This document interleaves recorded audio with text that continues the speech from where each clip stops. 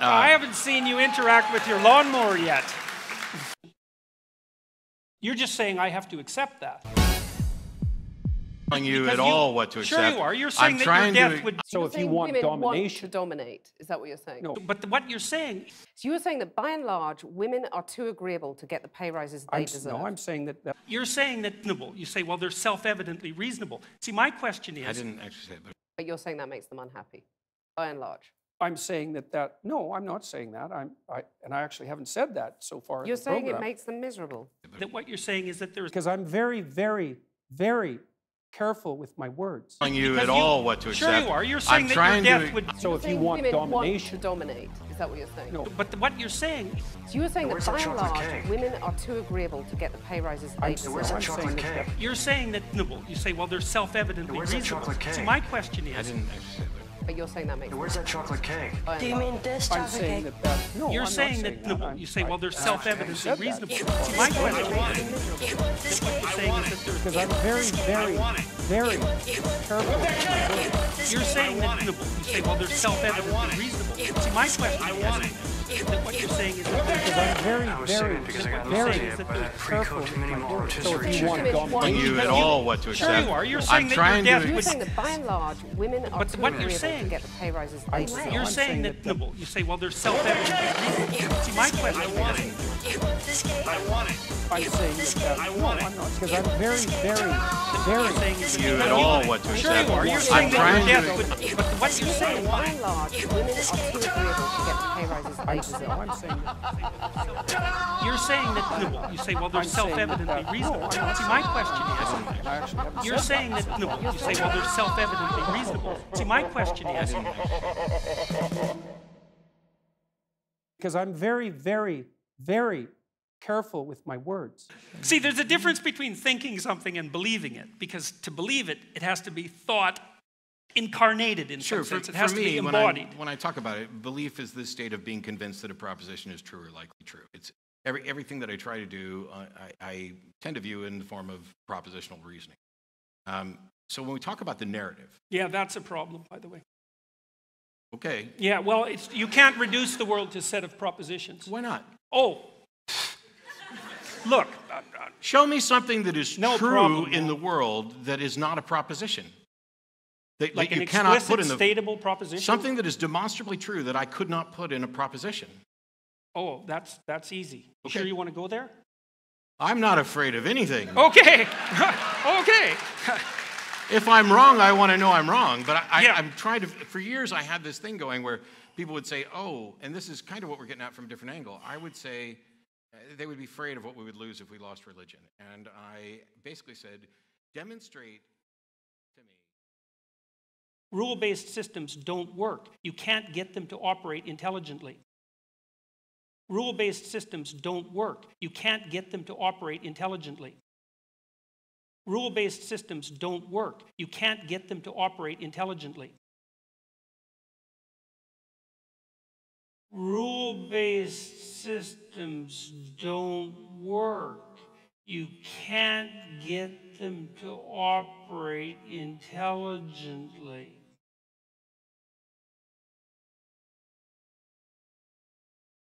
Yeah. So what do we do to close? Because I heard you said that we have to take questions. Hey, we're going to take some questions.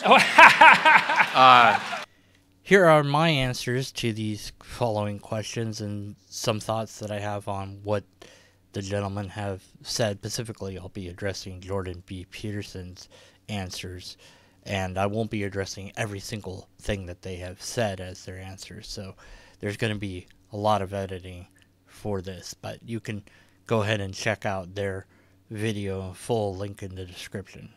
I guess this question's mostly for Jordan Peterson. Just to hopefully enlighten a bit more what you mean by God, do you think that if all humanity were to cease to exist, does God still exist?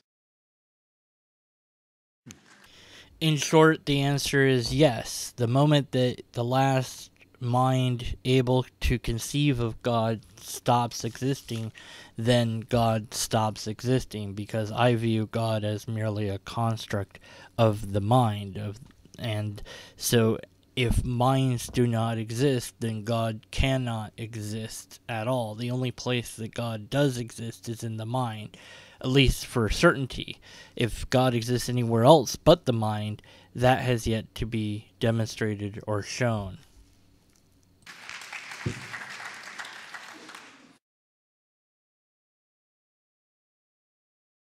I don't think I know how to answer that. It's just, the situation is too hypothetical. I mean, I can take a crack at some of it, but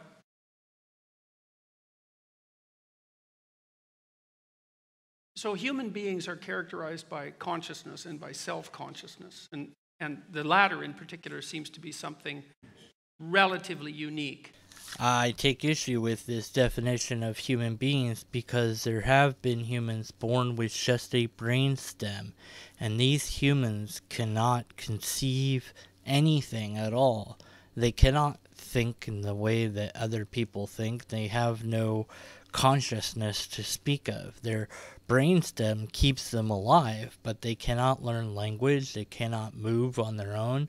And, well, typically speaking, I think that they don't live too long because there's just too many processes to keep going for the brainstem to do so. This is a tragic state of affairs, but certainly that is a human being. So the definition of human has to be more than just mere consciousness, unless you want to say that those people aren't human. There's some vague evidence for self-consciousness of lower sorts in animals, but it's not very compelling. Some of them can recognize themselves in a mirror, but our self-consciousness is accompanied by elaborated imagistic and linguistic models of ourselves and that have been elaborated over large spans of time. There are lots of elements of being that would disappear if we disappeared. Now, and it isn't even obvious to what extent that's true, right? Because I don't really understand to what degree being itself is dependent on consciousness. Like the classic materialist Enlightenment view, which I would say is basically a 19th century view, something like that, is that if all consciousness was extinguished, the material substrate of the universe would continue unchanged. But I don't really buy that as an argument, because I think that the material substrate, I think that reality is I think that reality is an interaction between what we perceive of as the material substrate and consciousness itself. This is so bizarre of a mindset. Humans, as far as Homo sapiens, probably didn't appear until some 200,000 years ago, give or take. And so before that moment, did nothing exist? No, things existed just fine without any one there to know that they existed. There's no mind required for reality to work. I think this sort of thinking goes into the deep rabbit hole of the quantum world can only operate when there's an observer to observe and change the quantum field. So therefore, that's an argument for a disconnected mind that's observing the universe constantly so that these quantum things can pop in and out of existence and be aligned certain ways when they need to be. Although, of course, this misunderstands what the bleep the observer effect really is. It's not an observer, it's a measuring system that's affecting the outcome. And you don't need a observer to have a interference happen with particles within the quantum universe. You only need other particles that could interfere and collapse the wave functions. So this is essentially that consciousness equals reality. No, reality was around before us and will be around long after we're gone. And so then when you destroy consciousness, you destroy reality. And what that leaves, I don't really understand, because it doesn't have any temporality in any obvious sense. It doesn't have any size in any obvious sense without the introduction of an invisible observer. So lots vanishes without human consciousness and self-consciousness. I don't know how to answer the question, does God vanish? Because that brings us back into the same problem that I was talking about earlier, is that it's not exactly easy to understand what people are talking about when they say God. You know, because when you ask the question, would God disappear? There's an assumption there that whatever God is understandable and boxable, like a simple concept, like a chair, and that we both share the same conception. And, you know, there's endless warnings in deep religious literature against assuming that you understand what that term means, or sometimes even for using the term. So that's the best I'm going to be able to do with that question. Thank you. Perhaps Jordan B. Peterson would be well advised to adopt the mantle of an atheist, because it sounds like that's what he's talking about here. That the concept of God is something that is warned about, that we can't really get to it anyways, so we're assuming too much about it. So atheists and theists are both wrong, and only the atheist is right, because everybody else assumes too much about it. Although you can still talk about God, as Jordan has. So maybe he's an atheist. Just an idea for him to consider. Although I suppose if I was in a conversation with him, he might tell me what I was thinking rather than listening to what my thoughts are. It's quite a shame that that happened during this conversation. Hey there. So my question is about something that Matt said, but I'd actually like to get Dr. Peterson to address it first, if that's okay. So Matt, you said that some people are not willing to put in the work of developing sort of their own moral system, and they like turn to religion to free them from the burden of that thought. But doesn't it make sense on some level to view religion as like an archival system that holds truth? Like if we abandon that, are we not then just in a place where everyone is forced to invent their own morality for themselves throughout their life, and then like a baby born has to try to achieve that again? Like that seems like, from an operative level, just an impossible system to set up that would ever get you anywhere. So I'm just wondering. We don't need a single ethical system that we think is the best one to be able to teach ethical systems in schools to the younger generations. And I think that we should do that. I think we should teach the various ethical systems all throughout every school level available, that should be something that people can take advantage of and learn and understand, and there's different levels of that understanding that people can achieve. But we don't need a single ethical system that's the best one to be able to do that. But let's just say that we discovered that there's the best ethical system of all time. Well, then it would make sense to teach that one, although I don't see why you wouldn't teach the others as part of history at the very least. And Matt's answer. We ride around on the shoulder of giants, and the meta-giant is God. That's a very good way of thinking about it. Except that I can identify. We can think about that as, I don't care about the metaphysical implications of that. I don't have to care about that at the moment. But if you look at the evolution of the idea of God, for example, and I think this is particularly true with the evolution of the idea of Christ, is that we do ride around on the shoulders of giants, and the figure of Christ, psychologically speaking, is the giant among giants. It's a meta-giant, and it's a ritual model for emulation. And the ritual model is something like, pick up your damn suffering and bear it nobly, which is a metaphysical statement in some sense that lies at the bottom of the ethic even that Matt is presenting. And so it is deeply embedded in a religious substructure. And that's the metaphorical substructure that I was talking about that necessarily underlies these self-evident axiomatic rules, which are not by any means, as you point out, self-evident in the least. There's plenty of cultures that train their young men to be absolutely barbaric monsters, right? Warriors, killers, rapists, right? Bloodthirsty right to the core. Perfectly viable mode of being, arguably speaking, from the perspective of generating a set of axiomatic rules. Why is it not better to have 10,000 women than one? There's an evolutionary question for you. Well, reasonable people wouldn't do that. Oh, yeah, right. Reasonable people. Yeah. Thank you.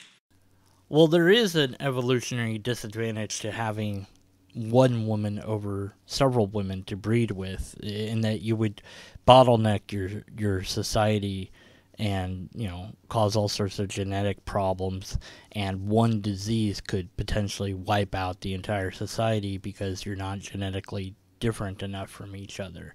So there's a definite disadvantage to that sort of building of a society. I don't think it would last very long. But that last bit where he says reasonable people, and the way that he says it, some critical analysis of that, there's some hidden layer beneath those words, a hidden assumption, if you will. It's not too well hidden because the words, the way that they're said, are meant to imply, as if they're really reasonable. So the people at the time might have believed that they were reasonable, and might have thought they were reasonable to do X, Y, and Z that we now view as horrible, terrible things. But we go, well, that's unreasonable. But who knows, 2,000 years from now, people might say making YouTube videos was unreasonable, and that, we were moral monsters to waste our time doing this, for all we know. And that might be the case. I don't know. But let history judge as it will. You can't do anything about that. You can only do what you think is the right thing based on what evidence you have at hand. Now, what evidence did they have at hand back then to form a society where slavery of any sort was okay? And you see in the Old Testament a narrative about slavery, and that, it's okay because God's telling us how to do it the right way. Well, because slavery was the norm in that society, and God didn't say anything about it. It's just the rulers at the time were using the idea of God to be sort of a law keeper of sorts. And so they use the idea of God to keep order, in much the same way that current-day religion still maintains some sort of order over large groups of people with the promise of rewards or the threat of punishment from a deity. And maybe there are people that are too weak-willed to do good or bad unless they have a God or believe that they have a God in charge of them. I don't know. Unlike Matt Dillahunty, who seems optimistic about that, people can do better than that, I'm not too sure. I'm pretty jaded. So I'm kind of on the side of Jordan as far as that. I acknowledge that although we might think ourselves very reasonable, we might still make horrible, terrible choices. And so we need to have the objective be something like life is valuable, and that would be a decent starting point from there. As far as writing on the giant of God, I don't see that being true in any sense, even metaphorically speaking. And even if it is true, perhaps we've evolved beyond that metaphor and we don't need it any longer. Perhaps we found a better system in the system that Matt Dillahunty is proposing. Or perhaps there's a better system yet that we have yet to put forth or discover. It's worth exploring. I think that when you end your conversation with "God done it," well, that ends the line of inquiry into maybe there's a better way.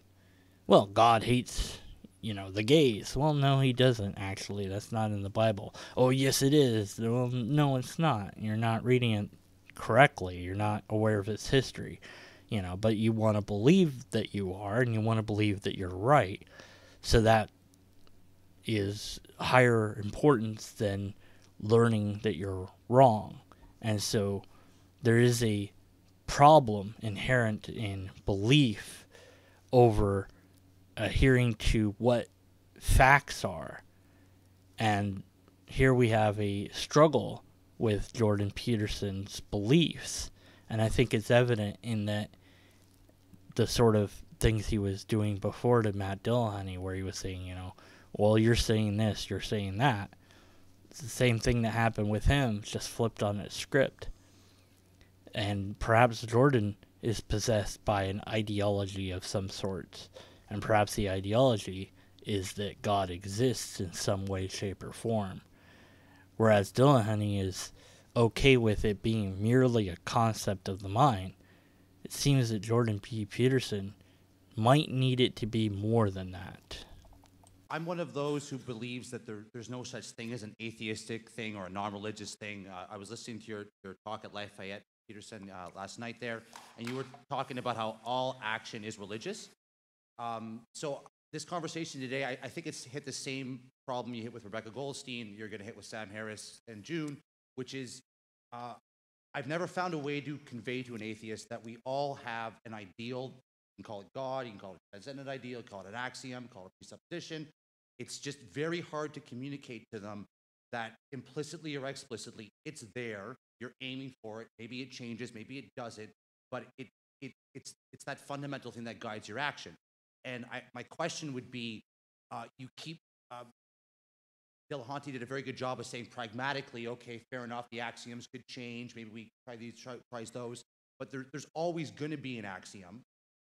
It's a transcendent thing because it's always changing, so we all have that. So again, the definition of God is just kind of useless, but maybe you want to explore why there is a partial definition of God that makes all actions religious, makes all ideals you're approaching for a form of God worship, whether you want to call it that or not. Well, my answer is pretty identical to Matt Dillahunty's answer, in that I would complain that this question is loaded, first of all, but yeah, whatever I hold most valued in my head might differ for day to day.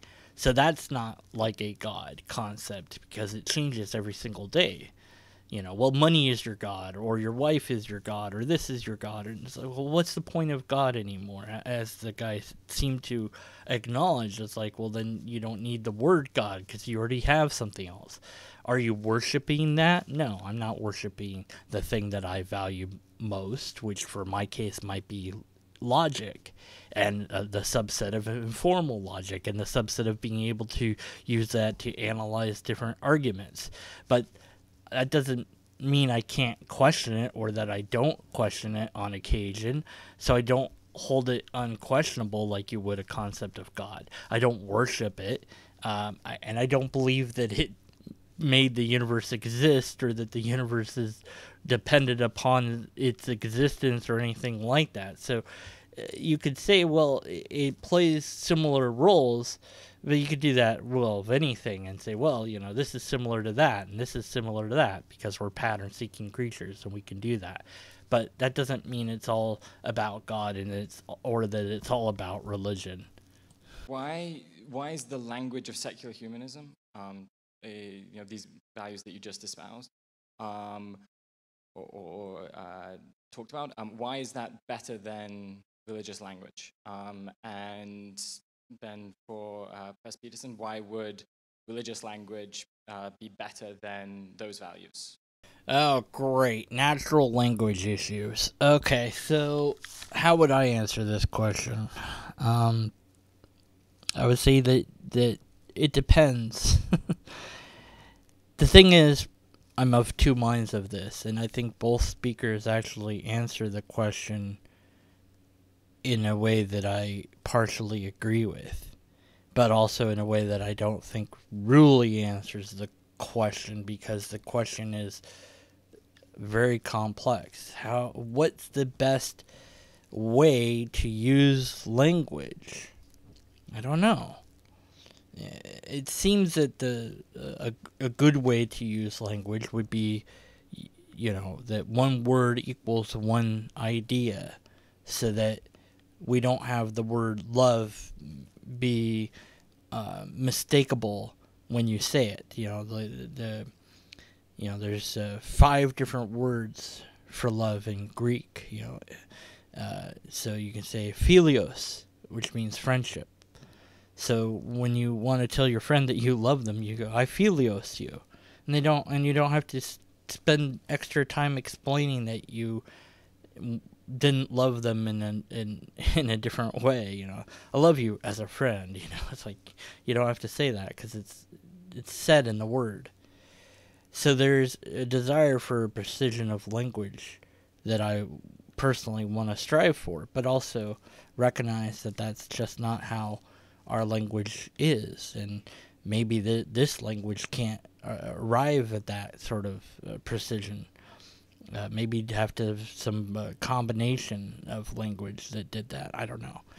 And it would take some sort of linguistic expert to unravel the best possible language that strives for the most precision or something. I don't know if it's been done. But at any rate, so if it's useful in the sense that it gets somebody on board, could it be bad to use the word spirit or soul or something like that, or even the word God? You know, like Albert Einstein, you know, famously is quoted and misquoted as saying things about God. You know, when I look in the stars, I see God, or something like that. Whatever, you know. And I'm misquoting him now, so there's a point, right? Well, but what he meant by God is different than what somebody else means by God. But we're not going to be concerned with that because he used the word God, so we're going to use that to our advantage because he's on our side, you know. So what language would be best to use? Well, I don't know.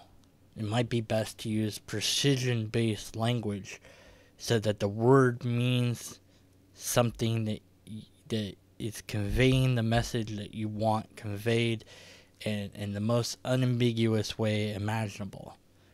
And that might be impossible to do. You know, I find myself not liking the word belief and trying to find it. It's like, well, I believe. I don't like that word, you know. And so I'll say, well, I think this or that. Well, there's nothing wrong with the word belief. It's just, it's become almost unpalatable for me because I'm a jaded skeptic. But that doesn't mean that the word is the wrong word to use. So which one's better? I don't think that either one is better than the other, unless you're trying. It depends what your goal is, you know. So if your goal needs metaphor, then the poetic form is obviously the way to go. But if you are striving for precision of language, then the more precisionary route is the way to go, and maybe some combination thereof is the best way to go. And who can say? And this is a problem of natural language, that sometimes we assume that the other person knows what we're saying when we say it, but maybe they think the word that I'm saying is slightly different than the way that I thought it was, and so something is lost just because of a misunderstanding over what a word meant, and goodness knows how to fix that whole problem, or even if we could. So that would be my answer to this, which would not be an answer very much at all either, which would then make me complain about my own answer.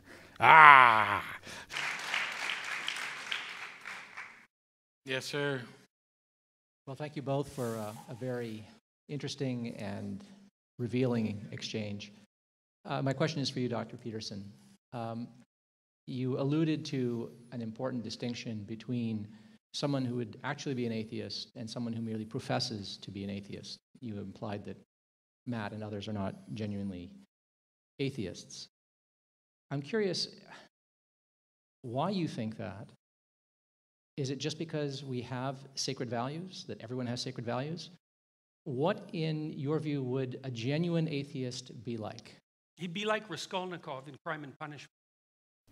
What Matt Dillahunty says is epic, and his response is far better than mine will be, but at any rate, I'll give it a swing. The no true atheist meme that Jordan has clearly performed here. A true atheist would act like this fictional character in this book that isn't a straw man. I kind of think he is a straw man. When you have complete control over a fictional character, which a writer does, you can make that character think and feel and do whatever the bleep you want.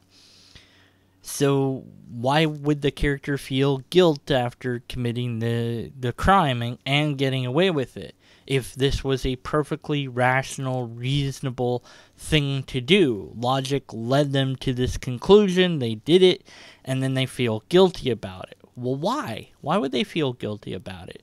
Well, because they realize that they broke a moral code that's built into them. Okay. Didn't they realize that code was there? Didn't they realize that they had that feeling? So they couldn't turn off their emotional side and just go pure logic, because that's how the book is written. I wonder then, so if Jordan was confronted with somebody who had killed somebody, but had gotten away with it, let's say that they went to trial and they, were found innocent, now they can't be tried again, so they're free to admit to themselves and the world that they did it. And they say, okay, Jordan, I happen to be an atheist, I happen to have killed someone, and I feel guilty about it, so I'm a true atheist. Okay. Well, you feel guilty about it because the guilt is there because you knew it was really bad to begin with, and that means that there's this concept of God that made you believe that there was guilt to be had in the first place. So see, I can move the goalpost back and say, well, even though you're an exact replica of the character in the book, who I deem to be the actual atheist, you're not really an atheist because, see, you wouldn't feel guilt if you were an atheist. Because the only reason you feel that guilt is because of God. Okay.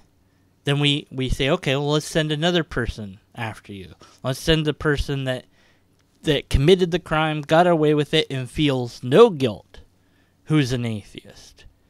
Now what?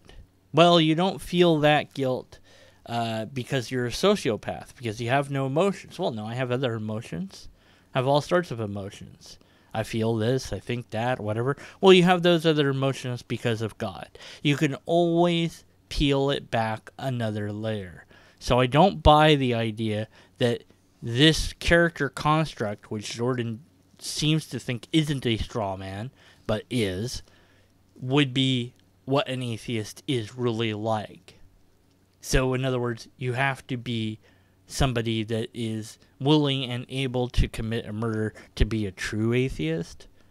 Why? And it's not even a good parallel, because the character feels guilt. So the character isn't a true atheist because the only reason they feel the guilt is because the guilt motivator is from believing in the metaphysical abstractness of God, supposedly, right? So even in the book, you're not even addressing an actual atheist in the first place, even though it's a constructed straw man meant to be one. But no, this is not what a true atheist is. There is no way to do that. If somebody tells you that they are fill in the blank, then they are that. And the social contract requires us to agree with it, even if their definition of that word is completely foreign to us. So someone could say, I'm an atheist, and I believe in God. That's not what atheist means. Well, it's not how I define atheist. I define it as believing in God. Well, that's not how anyone else defines it, but oh well, nothing more I can do about that. But it is sad to hear somebody who is well-spoken and read be reduced to this level of absurdity regarding who an atheist is and what they're like. And I really do think it is due to cognitive dissonance. Well, I only have one thing to say. I mean, I'm very pleased, for what that's worth, that these sorts of discussions are taking place and that there's an avid public audience for them. It's like, great, you know? Yeah. And on that note of complete agreement, thank you guys so much for coming out. We really appreciate it. I look forward to seeing you. Sometimes we'll come back through. Cheers. Great job. Thank you.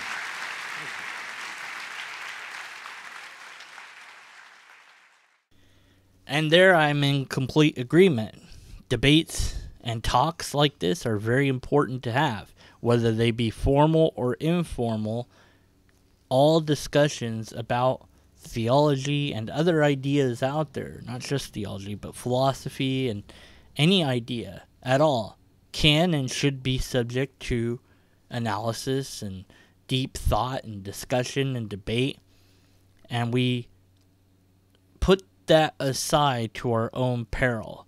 We declare it to be useless to our own peril. We decide that it's arbitrary to our own peril. And it's interesting to see Jordan have problems with cognitive dissonance in this talk. And I think he is having problems with that. Because if he wasn't, I don't think that he would have said, "So you're saying," to Matt Dillahunty. But my analysis could be wrong. I can only hope that this video in some way, shape, or form helps you to analyze and or reanalyze the topic and conversation at hand, as well as a look at a specific person and what we think their answers might mean, which is different from what the answers do mean, and also different from what they think that the answers mean. Wow, that's complicated as bleep. I guess I'll put it like this. Unless and until we have a logically coherent argument, we should stay skeptical of the conclusions. Yeah, that's a good way to end videos. I should end most of my videos that way. I don't know why I've never thought of that. So it's a good... Write that down.